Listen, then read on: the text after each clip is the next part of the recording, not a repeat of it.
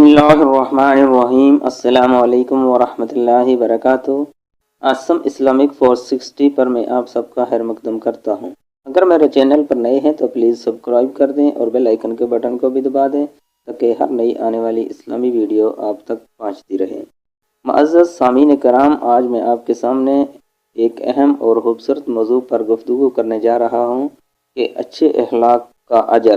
جی ہاں، اچھے اخلاق کا اجر بہت بڑا ہے۔ یہ نہ صرف آخرت میں بلند درجہ عطا کرتا ہے بلکہ دنیا میں بھی اس کے فوائد ہیں۔ اچھے اخلاق والا شخص روزہ دار اور رات میں عبادت کرنے والے کا درجہ پا لیتا ہے اور اللہ کے نزدیک محبوب بن جاتا ہے۔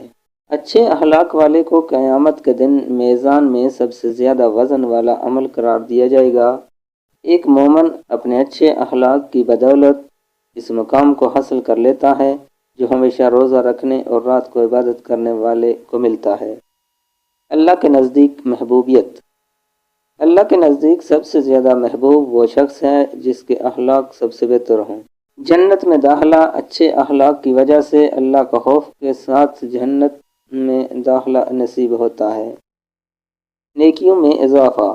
اچھے اخلاق سے گناہوں میں مبتلا لوگوں کی اصلاح ہوتی ہے اور دین کا کام خوب ترقی کرتا ہے۔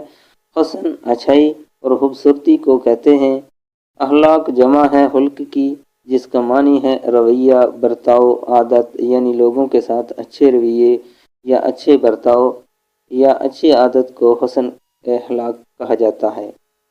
امام غزالی علیہ رحمۃ اللہ فرماتے ہیں، اگر نفس میں موجود کیفیت ایسی ہو کہ اس کے باعث عقلی اور شرعی طور پر پسندیدہ اچھے افعال ادا ہوں تو اسے حسن اخلاق کہتے ہیں، اور اگر عقلی اور شرعی طور پر ناپسندیدہ برے افعال ادا ہوں تو اسے بد اخلاقی سے تعبیر کیا جاتا ہے۔ حسن اخلاق میں شامل نیک اعمال۔ حقیقت میں حسن اخلاق کا مفہوم بہت وسیع ہے۔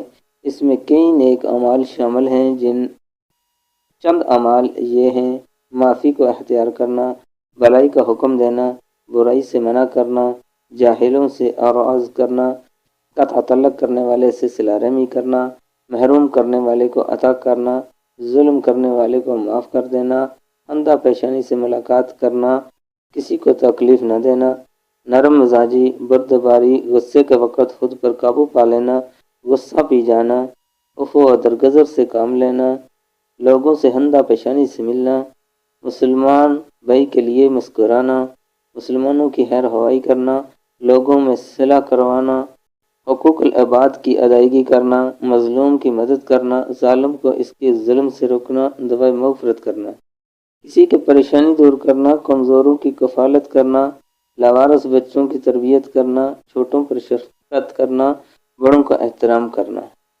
علماء کا ادب کرنا، مسلمانوں کو کھانا کھلانا، مسلمانوں کو لباس پہنانا، پڑوسیوں کے حقوق ادا کرنا، مشقتوں کو برداشت کرنا، حرام سے بچنا، حلال حاصل کرنا، اہل و عیال پر خرچ میں کشادگی کرنا۔ اللہ تعالیٰ عمل کی توفیق عطا فرمائے کہ ہم آخرت کی تیاری کریں، اعمال صالحہ بجا لائیں، رضا الہی والے کام کریں۔ دنیا اور آخرت کی کامیابی اسی میں ہے انشاءاللہ۔ ویڈیو اچھی لگے تو لائک اور سبسکرائب اور شیئر ضرور کیجیے گا۔